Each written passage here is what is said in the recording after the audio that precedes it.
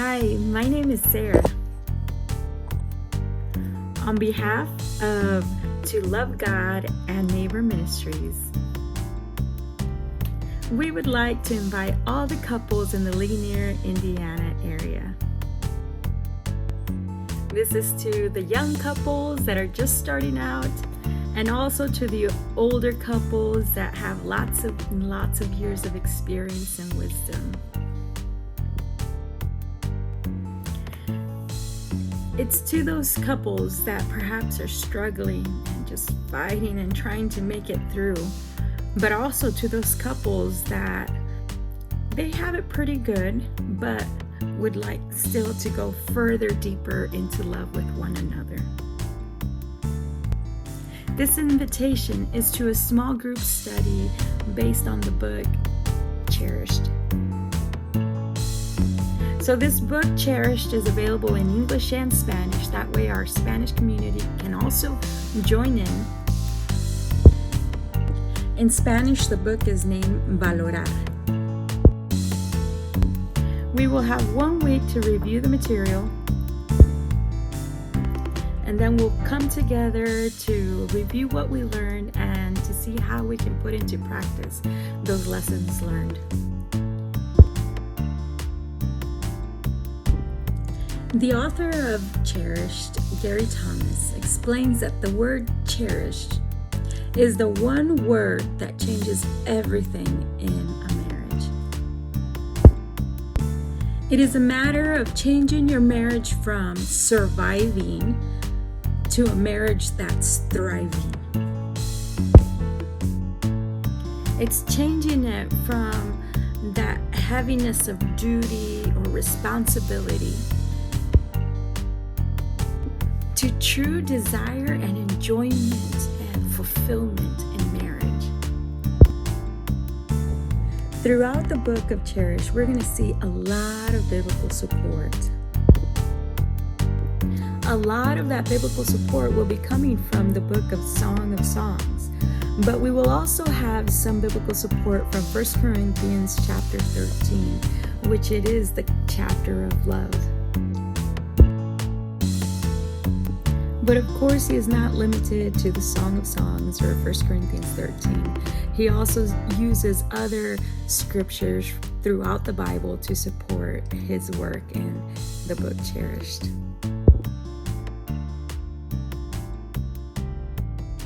One biblical support that he uses that I would like to share with you today is that of 1 Corinthians 13:7 and Song of Songs 5:16. He uses these two passages to show us the difference between loving someone and cherishing someone. 1 Corinthians 13 says that love always hopes and love always perseveres. And if you're thinking about love having to persevere, it means that it's not easy, that it's a difficult journey, and they're having to push themselves to keep going, to keep getting through the marriage. And then he shows us Song of Songs 5:16, the difference. And it says, his mouth is sweetness itself. He is altogether lovely. It shows a different type of love. It's a love that is wanting more, and she's thinking about him, and she thinks about him, and her lights are glowing for him. She's excited for him. She's desiring him.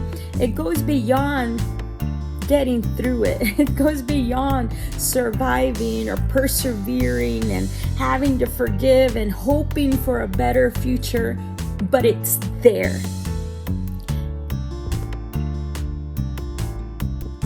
In learning to cherish someone, you're pushing yourself past that persevering, that enduring part of marriage, and you're positioning yourself to be in that awe for your husband and or for your wife. You're putting yourself in that position where your eyes light up for one another and you guys are happy to be with one another. You're looking forward to being with one another. the first week we get together, we're going to be talking about seeing our spouse as the only one, as if they had been the only one, and as if there is no other one. Just like Adam and Eve were the first, and there was no one else to compare them with. There were no other women and there were no other men, but yet to them, they were perfect just the way they were. They were just happy and excited. I can imagine Adam seeing Eve. For him, she was all he needed. And that's what we want to focus on the first week we get together. The second week we're together, we're going to be learning how to work together as a marriage. And we're going to be using ballet to learn that lesson. We won't be dancing, but we will be looking at their technique. And just a sneak peek, we can see the male dancer is willing to use his strength and use his ability to lift the ballerina up and hold her up high. And if we apply that to marriage, that if we can be willing to use our strength and use our abilities to lift our spouses up and let them be at the heights, and in that way we will be cherishing our spouses and letting them have that special and glorious moment, and for us to be able to enjoy it with them. That's part of cherishing our spouse. The third week, we're going to be learning how to cherish our spouses by honoring them.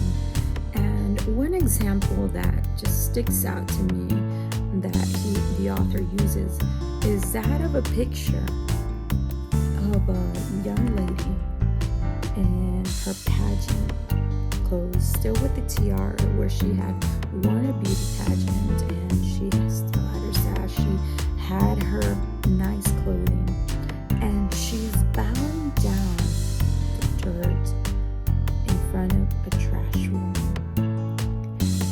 And many of you probably guessed, she was bowing down to her mother who had worked and helped them through her work as a trash woman, had helped her family survive starvation. And even though she was dressed in elegance, she felt the need to bow down and honor her mom in gratitude and acknowledgement that she was where she was because of her mother's sacrifice. And learning to honor our spouses for the things that they are doing, that's a way of cherishing them. The fourth week, we will be learning what to do when cherishing turns into war. And this is a hard lesson on learning to not throw our spouses under the bus, learning to take a hit for them, learning not to look at them in contempt, but learning to be thankful for who they are, even in their imperfectness, realizing that we too are imperfect. In the fifth week, we're going to learn how God cherishes. And we're going to be seeing that in Ezekiel 16 of how God took a nobody and made her into a somebody. And that nobody was Israel, left to die as a baby, as a child. And he cleaned her, took care of her, fed her, dressed her, and gave her even more than what she needed to make her look even more beautiful. And in marriage, that we too take our spouses and cherish them in that same manner. So I have given you a little overview of the first few chapters, hopefully giving you just enough to want to know more. And for the first chapter, I would like you guys to consider a few questions as you read. The first one would be, why do you think we talk so much about love and so little about cherish? And the second one would be, describe a marriage where one or both partners practice cherishing their spouse. And what did it look like? And how did it inspire you? And what struck you most about the contrast between love and cherish from 1 Corinthians and Song of Songs? The fourth question would be, how does love help us understand cherish? And how does cherish help us understand love? And the fifth one would be, describe a season in your relationship when you felt especially cherished. How did it affect the way you looked at yourself and your relationship? This week we will also be reading chapter 2, and the questions I would like you guys to be thinking about as you read chapter 2 would be, viewing your spouse as Eve or Adam is one way of describing the act of fully accepting the choice you made when you got married. And so talk about what it means to mentally, emotionally, and spiritually finally and fully accept the choice you made, and how to build on that choice and eventually even revel on that choice. Number 2 is fashion a prayer you can begin using, asking God to make your spouse the very definition of beauty. Discuss why this is a spiritually healthy thing to do and how it will help you cherish your spouse even more. And number 3 is, why do you think it is more common for women to struggle with marital dissatisfaction than men? And how should both husbands and wives respond to this tendency? And last, what can you do in the coming weeks to assure your spouse that he is your Adam and she is your Eve, the only man and only woman in the world?